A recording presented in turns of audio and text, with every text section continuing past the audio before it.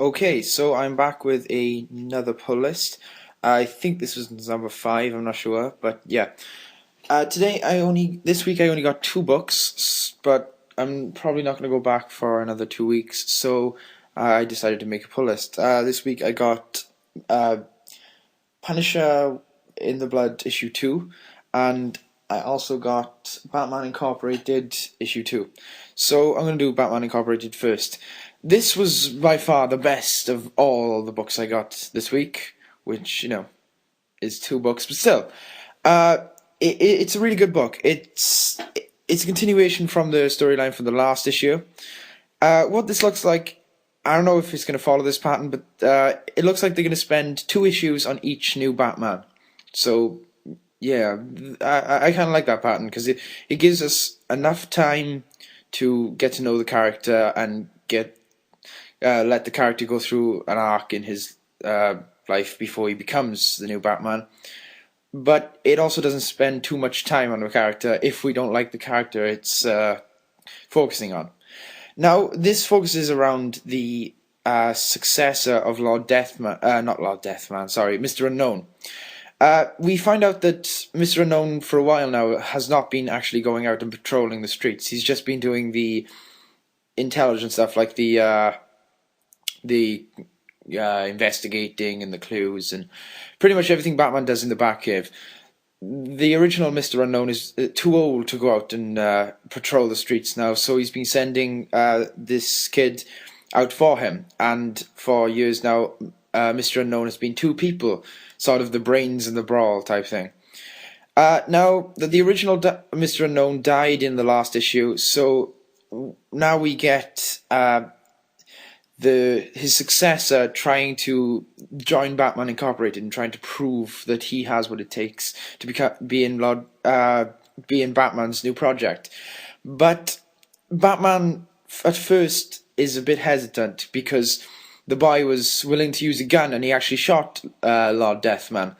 Now, Lord Deathman can't die, so that's okay, but Batman is, as we know, strongly against guns. So he was kind of hesitant to do this. So the successor, I can't remember his name and I don't have the book in front of me. Let's just call him new Mr. Unknown. So the new Mr. Unknown tries to prove himself by trying to stop Lord Deathman. Now we see that he's in great distress and he's sad because he's lost his girlfriend. She survived, but because he didn't tell her about being Mr. Unknown's successor, she's kind of peed off and she's not talking to him anymore.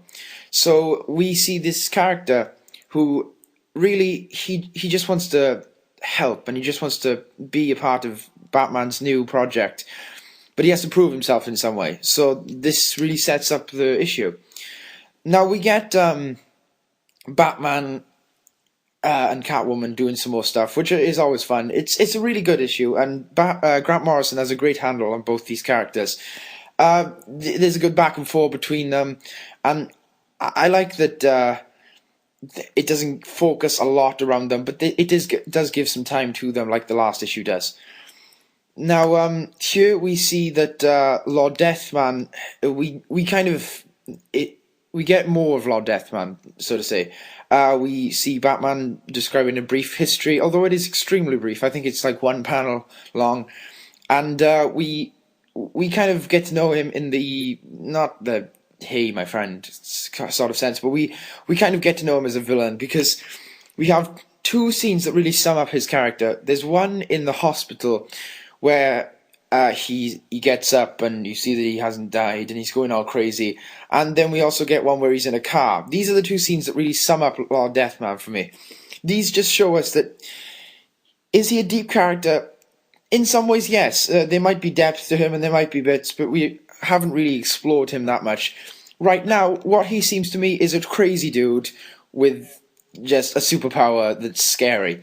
So it's rather amusing watching this Joker-esque type character just driving around, killing people, and getting himself into like all this sorts of stuff, like Like, he crashes, I think, but he comes straight back out because he can't die.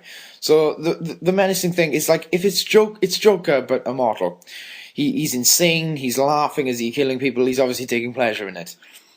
Now we move on to the end of the issue, because I don't want to spoil too much, but of course, I don't think I can spoil this, because I've already said that it only lasts 2 issues. They defeat Lord Deathman, and he proved, Mr. Unknown, well, the new Mr. Unknown proves that he has what it takes to join Batman Incorporated when he has a choice between using guns, but he chooses not to, and he just incapacitates Lord Deathman instead of killing him. Now, I think this kind of wraps it out in quite a neat bow, but, you know, what you're going to do is 2 issues long, and overall, I really enjoyed both issues. This issue was probably my favourite out of the 2, because you had a lot of elements coming in. You also had another cameo from a Japanese superhero. I don't know if she's just invented by Grant Morrison or she's in she's been in comics before, but that was quite fun. And overall, I really enjoyed the issue, and it's kind of a fun issue. I highly recommend that you pick up issue 1 and 2 of Batman Incorporated. Now, the next issue is Punisher In the Blood, issue 2. It's a 5-part miniseries, I believe. I'm not sure, don't hold me to that, but I'm pretty sure it is. Now, this issue is, well, it's better than the first one. It's got more stuff. It's got Frank doing loads of action, but it's also got deep stuff with Jigsaw's son. But it's still, I still would rather be picking up some other books. I'll see how the next issue goes, but I might do.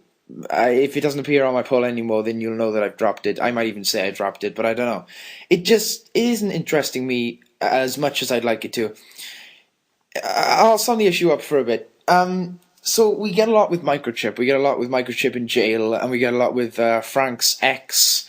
Well, he had Microchip, then he had a new person. I can't remember his name, but we have him and Microchip talking, and we really see the differences between their mentality. How Microchip, we don't feel, well, we kind of feel bad for him. We kind of feel that he's been pushed into this, and that he's bitter about Frank, whereas the other person, the other tech guy for Frank, who's also turned evil, he kind of just does not care for Frank. He says that he was Frank's friend, and he says that he's different from Microchip, but Microchip really sees that the only person that he really connected with was Microchip, and Micro just doesn't consider Frank a friend. He considered him a friend back then, but he's saying how now, looking at it, he doesn't think Frank was ever his friend. So we get that, which is probably the most interesting part of the issue. The rest of the issue is good. We get Frank beating some bad guys up and trying to find out who this mysterious woman is. That's quite interesting. But all in all, it's nothing to keep me going. I don't think I'll even get issue 3, because if I do, I'll just be like, oh, I may as well finish it, and I don't want to spend that much money. So I think I'll probably put these up on eBay for like, I don't know, 50p each. That's usually what I do if I don't like issues. They don't really have that much collector value. But yeah, there's nothing really I can say about that. That was my 5th pull list, really short, and goodbye.